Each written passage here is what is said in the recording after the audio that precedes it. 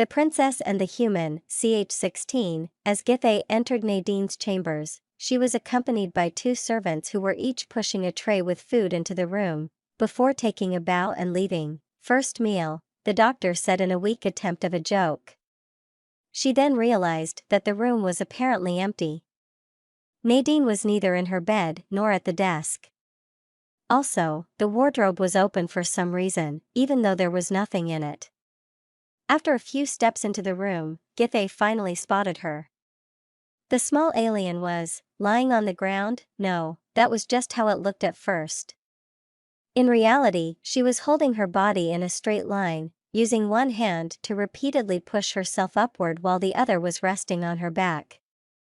"What are you doing? Training? Is that the light exercise you mentioned?" "No, this is heavier stuff," she said without pausing. She gave herself a stronger push, so she was now at a 45 degrees angle, switched the positions of her hands, and then continued the exercise with the other. "I am used to a stronger gravity. If I don't do this, then my muscles will deteriorate." It's also a good distraction from, not important. That remark made the doctor clairaudient. Distraction from what? Nothing, it's fine. But why would I said it's fine. The doctor took a step back, startled by the sudden outcry. Nadine's voice, even though it had been soft as always, had just gotten loud. Louder than any Valerie could shout, and way louder than she had ever expected this meek voice to ever become. The room fell quiet.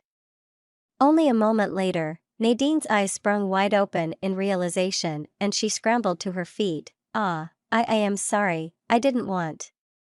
I didn't mean to. I just didn't sleep well and no, that's not an excuse, I'm so sorry, It's fine, Githey reassured her as soon as she pulled herself together. No harm was done.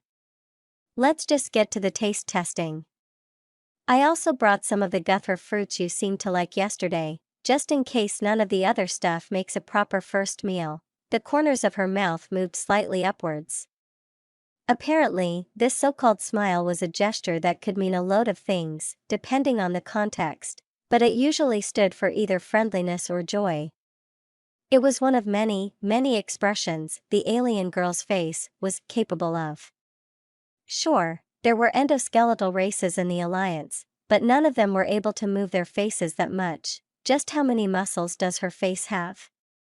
Not to mention those color changes.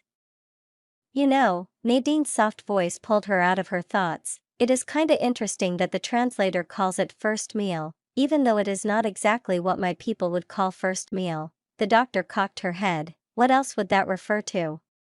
First meal simply is the first meal of the day. I mean, it is literally those two words together. One of Nadine's eyes seemed to close slightly, while the other opened further, before both opened all the way. Oh, so that's what you hear when I say. She took off her translator and said a word Githey couldn't pronounce. The word in my language doesn't actually mean first meal. Anyway, what I was getting at, my people usually eat first meal right after getting up. Not multiple hours, sorry, into the day, really? Isn't that a very long pause until last meal? We eat 3 meals per day, so no. If you need food more frequently, you can just say so. Nah, don't sweat it, don't. What is sweat supposed to mean? It's not that I need it in that frequency, we just do it that way because it fits our daily routine. There are also people who skip first meal. Also, that meat stuffs quite a bit. Anyway, did you get some of those tikros? Tikro? Tikri? The plural is also just tikro.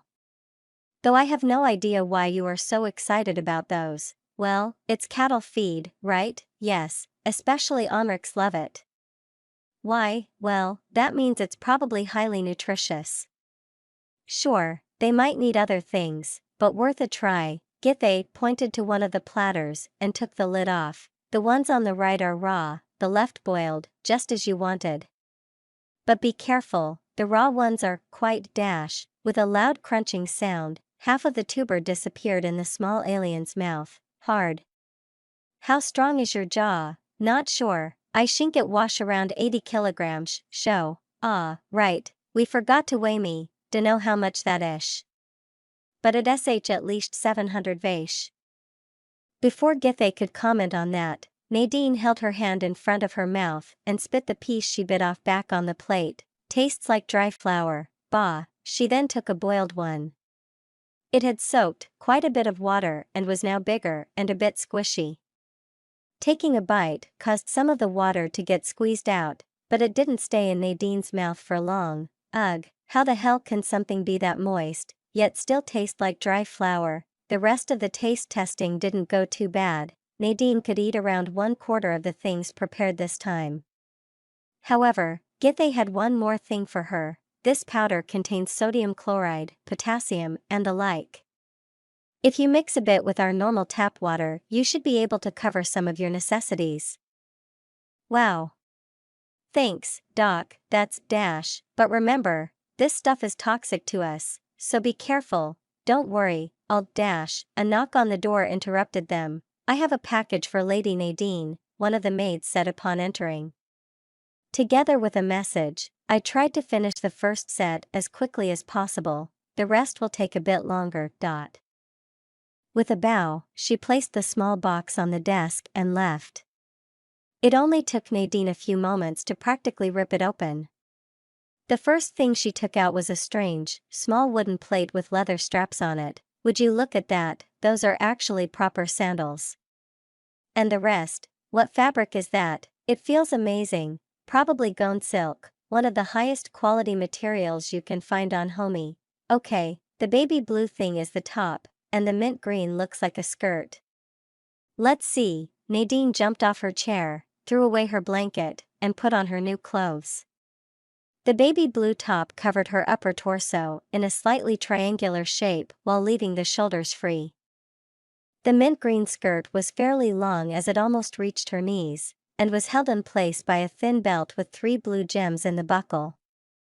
The sandals were apparently a kind of shoe. When she finished dressing, Nadine's pale face became a bit more reddish. Wow, Githe marveled. You really look like a proper noble lady now. Was that how parents felt when they saw their kid in clothes for the first time? Maybe finding out Nadine's relative age had awoken some motherly instincts in her. After all, at 16 cycles, she was already fairly old for an unmarried woman. You, sure? Nadine asked, not sounding very convinced. Do you not like it? And no, it looks great, it just a bit skimpy. I mean, it fits the warm climate, but it's more something a human would wear to a beach party than a noble's estate. Also, I'm not really used to having my midriff exposed, really? To me, you look ready to be greeted by the king himself. Nadine's face became even redder. When in Rome. I'm sure I'll get used to it.